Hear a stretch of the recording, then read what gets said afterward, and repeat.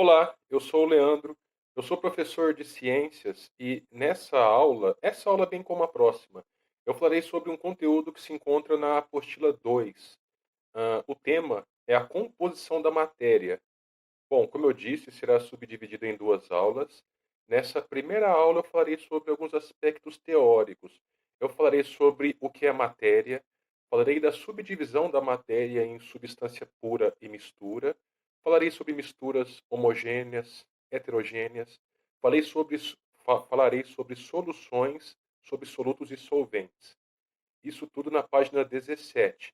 Já na próxima aula, eu falarei sobre tentaremos responder alguns exercícios que se encontram na página 18 e 17, bem como uma atividade de demonstração que está na página 17 e 18, a gente vai discutir sobre ela. Bom, iniciando então essa aula, a matéria, vamos tentar defini-la. Na verdade, vamos levantar duas características básicas da matéria que permite que a gente entenda o significado dela. Matéria é tudo aquilo que ocupa espaço. Ocupa espaço, tentem pensar na seguinte situação: nós não conseguimos atravessar o corpo de uma outra pessoa.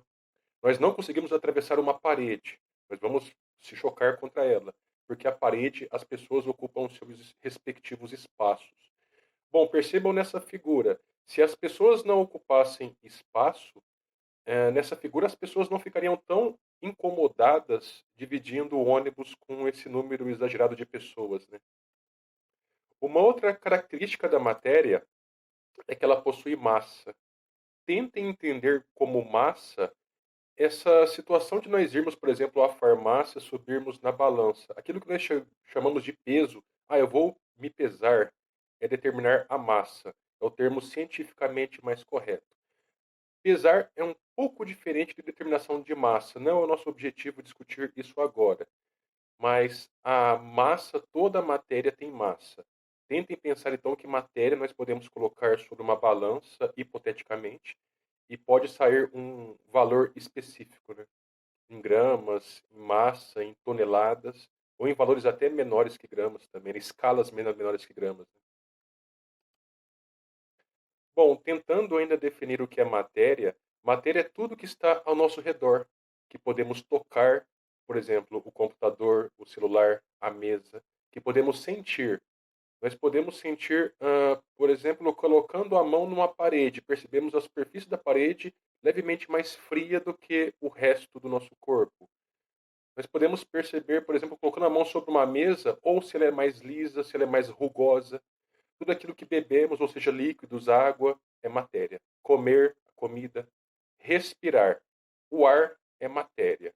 As moléculas que se encontram no ar, que elas são altamente perceptíveis quando, por exemplo, o ventilador está ligado, está lançando aquele ar no nosso rosto. Então, as moléculas que estão no ar são matéria também. Tudo aquilo que podemos apertar é matéria.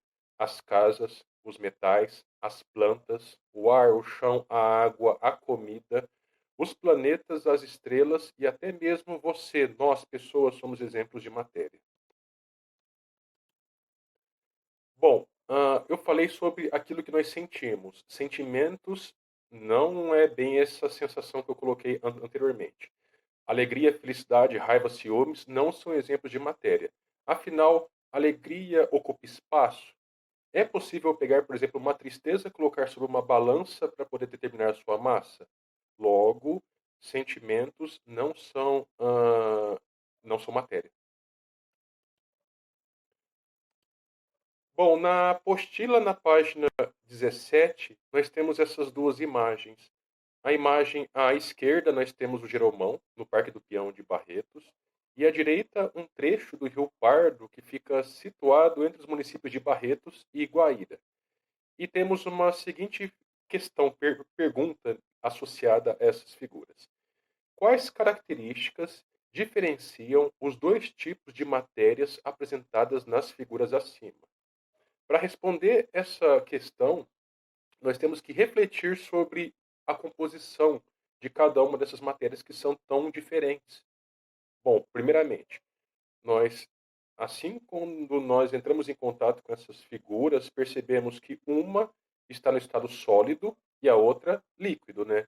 O Jeromão é sólido e esse trecho do Rio Pardo é líquido. O que mais que nós podemos diferenciá-los? Bom, o Jeromão, ele é feito a partir de concreto. No seu interior tem alguns vergalhões de metal, esses de construção civil para poder facilitar em montar a estrutura dele, né. O Jeromão, ele é feito em parte de resina, essa parte externa, para dar essa forma, o rosto com os detalhes que ele tem. Isso foi tudo feito a partir de resina. O Jeromão tem uma máscara no seu rosto, possivelmente de pano. Alguma tinta deve ter sido utilizada para poder pintá-lo. Por sua vez, esse trecho do Rio Pardo é um rio de sedimentação, é um rio que cai muita terra no seu interior, principalmente pela baixa preservação ambiental das matas ciliares que estão no seu entorno, pelas atividades agrícolas. Então, essa terra, por ocasião de chuvas, principalmente, cai, e a gente pode observar que a água é bem barrenta, bem escura. Mesmo sendo barrenta, é possível que tenham algumas algas, tenham peixes, tenham bactérias, animais aquáticos, até jacarés ao longo do percurso pode ter, répteis como cobra sucuri. Então, isso tudo são exemplos de descrições de diferenças entre essas duas matérias, o Jeromão e esse trecho do Rio Pardo. Bom, aqui está um pouco detalhado, um pouco resumido as características do Jeromão. O Jeromão é sólido, feito de concreto.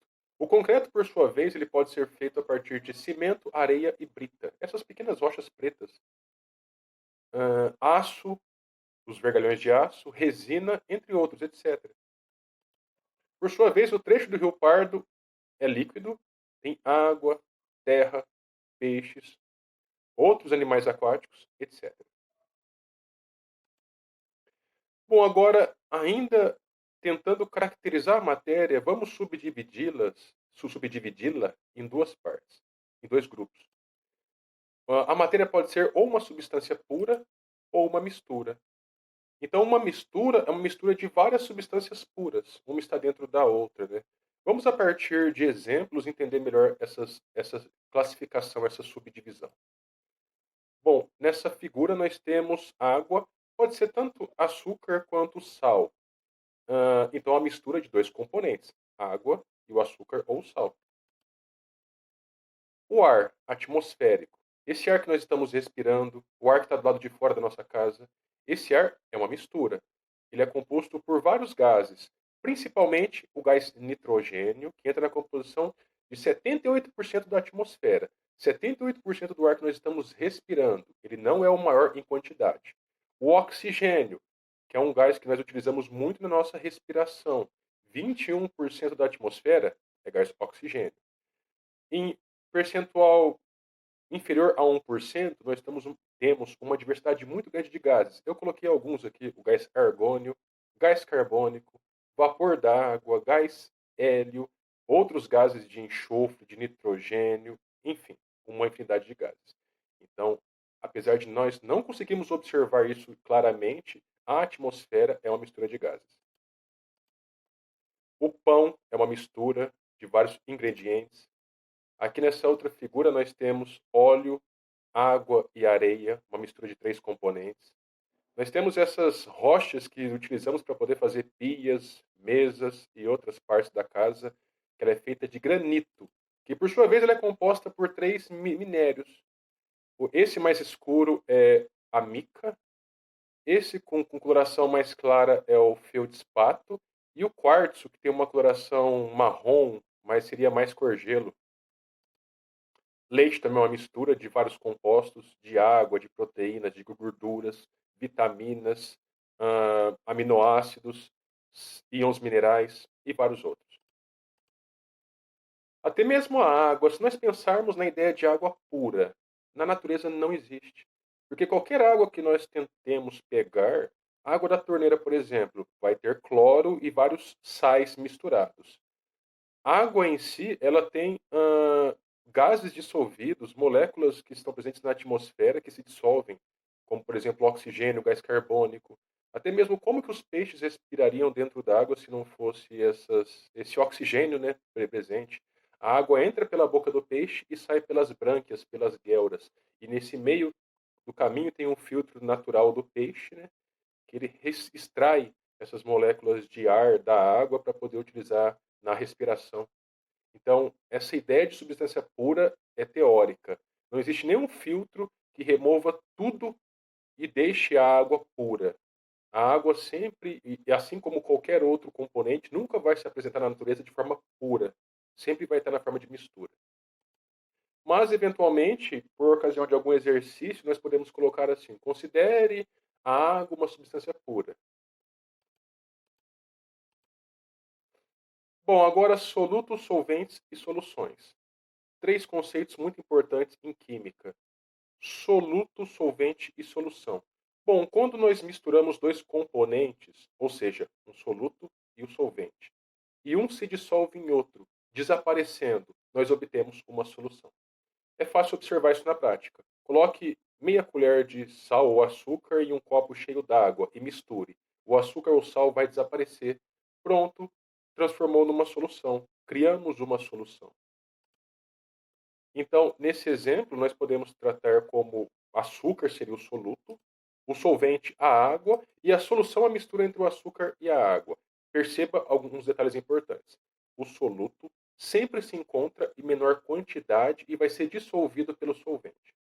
O solvente é quem dissolve o soluto e está em maior quantidade. E a solução é essa mistura. Essa solução, nesse caso, é uma solução de sólido, que é o açúcar, e um líquido, que é a água. Mas nós temos várias outras configurações. Então, soluto, novamente, os conceitos. É uma substância que pode ser dissolvida, que está em menor quantidade. Exemplo, sal ou açúcar. Solvente, substância que dissolve o soluto, presente em maior quantidade. Exemplo, a água. Solução, mistura entre soluto e solvente. Gente, agora uma solução entre gases, que é o ar atmosférico. Nós não conseguimos diferenciar qual gás é qual. Ah, esse gás aqui é nitrogênio, esse é oxigênio, esse é gás carbônico. Não, porque o ar é uma solução. E é uma solução homogênea. Toda solução é homogênea. Homogênea é que nós observamos apenas um aspecto visual. Como eu disse, nós não diferenciamos quem é quem no ar, qual molécula é qual. Então, como já citei, a composição química da atmosfera, nitrogênio principalmente, 78%, oxigênio 21% e outros gases abaixo de 1%. O ouro é uma solução entre sólidos. Por quê? Porque essa barra de ouro, por exemplo, é ouro 18 quilates. O máximo são 24 quilates. 18 é o percentual de ouro. Aí outro metal é acrescentado para poder formar uma liga mais firme, mais rígida, porque o ouro em si ele é muito macio, ele é facilmente, quando apertado, é deformado. Então, geralmente mistura-se prata ao ouro para poder formar essa liga mais firme, mais rígida. Então, o ouro 18 quilates é 18 partes de ouro, 18 até 24 restam 6, e 6 partes de prata. Então é uma solução sólido com sólido porque nós não conseguimos diferenciar essa parte aqui é a prata, essa parte aqui é ouro. Por isso é uma solução. E toda solução é homogênea, tem apenas um aspecto visual. Misturas homogêneas, misturas que possuem apenas um aspecto visual, apenas uma fase. Exemplo, água e açúcar dissolvido, já citamos já esse exemplo. Mistura heterogênea, apresenta mais de um aspecto visual. Mistura óleo e água. Percebam que o óleo e a água não se misturam e nitidamente conseguimos diferenciá-los visualmente, o óleo em cima e a água embaixo. Outra mistura heterogênea de sólidos, novamente, a rocha de granito. Olha os três minerais que eu já citei. O quartzo, que é esse cor gelo, o feldspato, que é esse esbranquiçado, e a mica, que é esse mineral escuro preto. É uma mistura heterogênea com três fases, com três componentes: o quartzo, a mica e o feldspato. Outra mistura heterogênea com três fases, nós temos no meio água, abaixo areia e serragem em cima. Mistura heterogênea com três fases. Bom, pessoal, esse era o conteúdo que eu queria ter passado nessa aula. Espero que tenham gostado e bons estudos a todos.